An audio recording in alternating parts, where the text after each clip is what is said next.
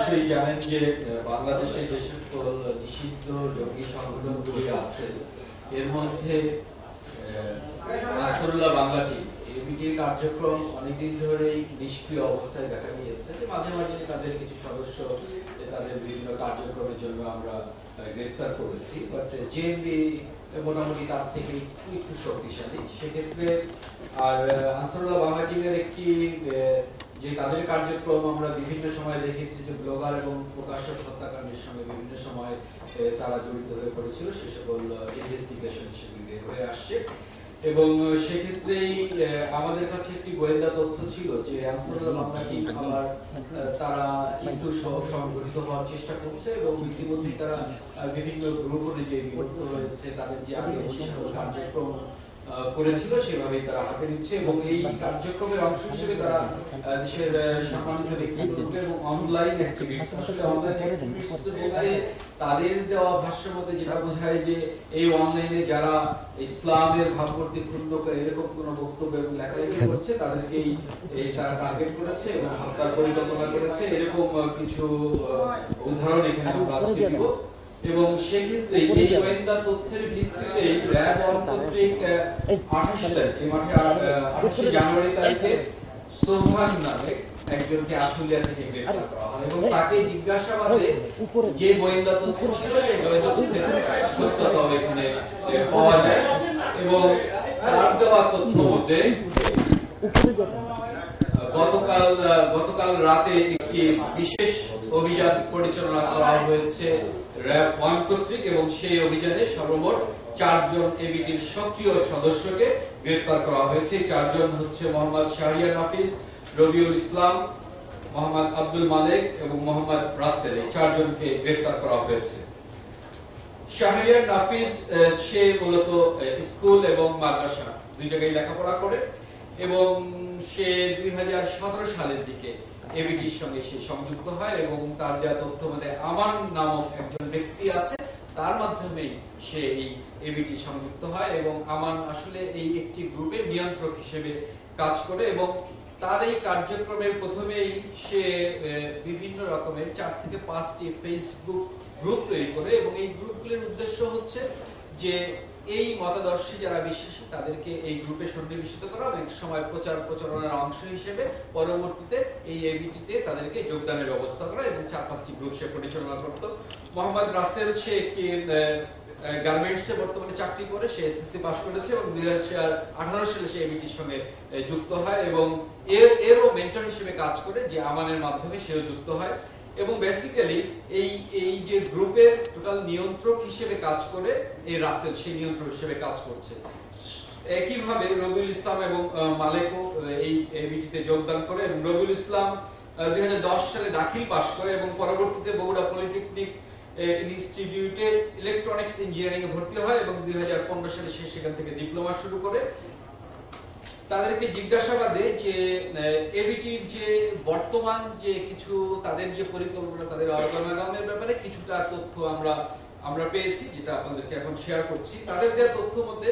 যে মূল একটি গ্রুপ আছে, সেই গ্রুপে অ্যারাউন্ড যে তথ্য দিয়েছে যে 92 জন মতো সদস্য আছে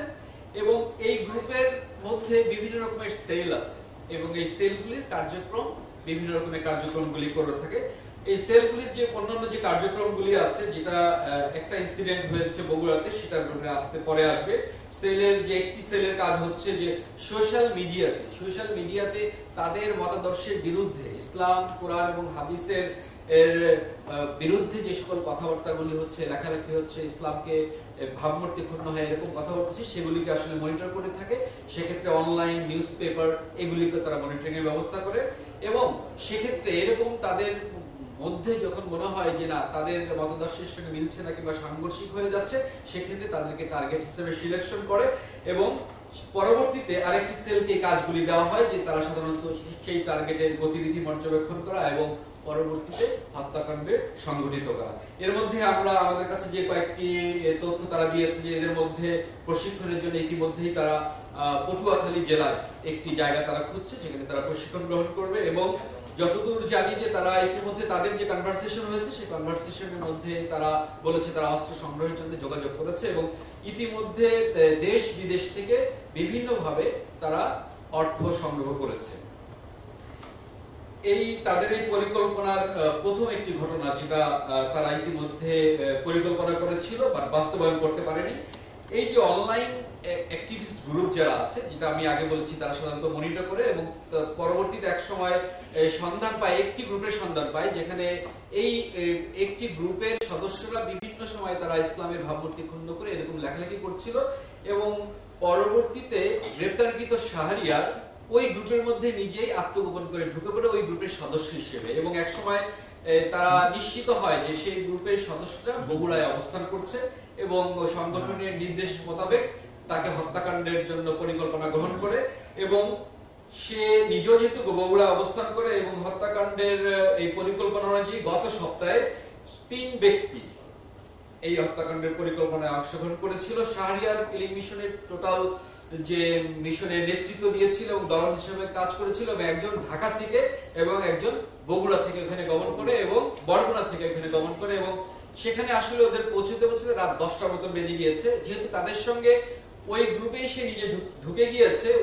ওই যে একটি গ্রুপ ছিল যেটাকে আসলে নাস্তিক গ্রুপ হিসেবে পরিচিত, সেই গ্রুপে ঢুকার পরে রাত 10টার দিকে তাকে বের হওয়ার কথা বললে সে আসলে রাতে বের হয়নি। পরবর্তীতে সেই ক্লিন মিশনটা সম্পূর্ণ করতে পারেনি, পরবর্তীতে তারা চলে আসে।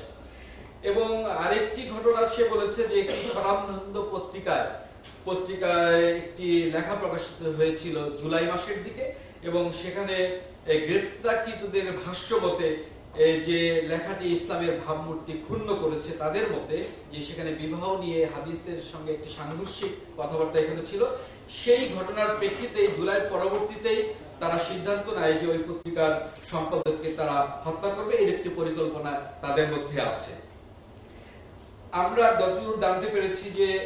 এবিটি যেহেতু একটু অর্গানাইজ হচ্ছে এবং তারা বিভিন্নভাবে চেষ্টা করছে এবং তাদের আরেকটি মূল উদ্দেশ্য হচ্ছে জসিমউদ্দিন রহমানীকে মুক্ত করা এবং এই মুক্ত করার অংশ হিসেবে তারা আইনি প্রক্রিয়া এবং অন্য যে কোনো প্রক্রিয়ায় তারা চাচ্ছে যে জসিমউদ্দিন রহমানীকে জেলখানা থেকে মুক্ত করা এবং এই প্রক্রিয়ার অংশ হিসেবে দেশ বিদেশ থেকে অর্থ সংগ্রহ করছে এবং বিভিন্ন জায়গায় যোগাযোগ করছে এবং যতদূর তাদের দেওয়া তথ্য মতে তারা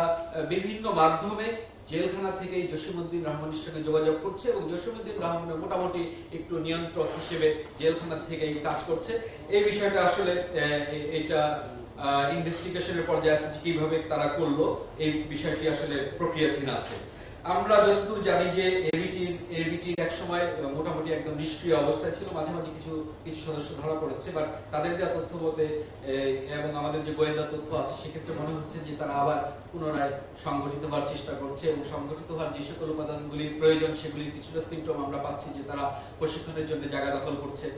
একটা মিশনের জন্য লোক প্রেরণ করেছে, অর্থ সংগ্রহ করছে, অস্ত্র এবং গোলাবারুদ সংগ্রহ করছে। ডেফিনেটলি যে অর্গানোগ্রামের যে সকল তথ্য আমরা পেয়েছি, আমরা আশা রাখি যে এই বিভিন্ন গ্রুপের এবং সেলের যারা এখনো আইনের আওতায় আসেনি তাদেরকে দ্রুত গ্রেফতার করে আইনি প্রক্রিয়ার মাধ্যমে তাদেরকে আইনের আওতায় আনা সম্ভবপর হবে। ধন্যবাদ। একটা বিষয় আপনি বলছেন যে জসিমউদ্দিন রহমানের সঙ্গে যোগাযোগ তারা করছে, কিন্তু বাইরে থেকে এদেরকে নেতৃত্ব দিচ্ছেন কে? অর্থ তো আসছে, বাইরে থেকে সংগঠিত করার কাজটা কি করছে? ইনফ্যাক্ট এগুলি যখন যে বড় একটা গ্রুপ হয়, গ্রুপের মধ্যে কিছু সেল থাকে এবং এদের এই সেলগুলির কাজ হচ্ছে যে এই একটি সেলের সঙ্গে অন্যদের যোগাযোগ কখনো এরকম হয় না। সেক্ষেত্রে যে মেইন গ্রুপ, যেটা আমরা বলেছি যে মেইন গ্রুপের যেটা আমরা সন্ধান পেয়েছি তাদের দেওয়া তথ্য মতে, সেক্ষেত্রে ওইরকম সুনির্দিষ্ট ভাবে এখনো পাওয়া যায়নি যে টোটাল এই গ্রুপের নিয়ন্ত্রণটা কে করে। বাট একজনের নাম আসছে, যে আমানের নাম আসছে, যে আমানের মাধ্যমে এই তারা সবাই মোটিভেটেড হয়ে এবিটিতে এই গ্রুপে জয়েন করেছে। সেক্ষেত্রে তাকে পেলে হয়তো সুনির্দিষ্টভাবে বলা সম্ভবপর হবে যে ওইরকম কতগুলি গ্রুপ আছে অথবা গ্রুপটাকে টোটালি কে নিয়ন্ত্রণ করছে। কারণ এই সেলগুলি হয় কি একটা সেলের সঙ্গে আরেকটা সেলের সঙ্গে কখনোই তাদের যোগাযোগ করা সম্ভবপর হয় না। আর একটা বিষয় হচ্ছে যে নামগুলির সঙ্গে সাংগঠনিক নামের মধ্যেই পরিচিত হয়, যার ফলে একই সেম চেহারার মধ্যে থাকলেও সাংগঠনিক নাম হিসেবেই তারা পরিচিত হয়, কিন্তু কে কি এই পরিচয় তারা আসলে জানতে পারে না।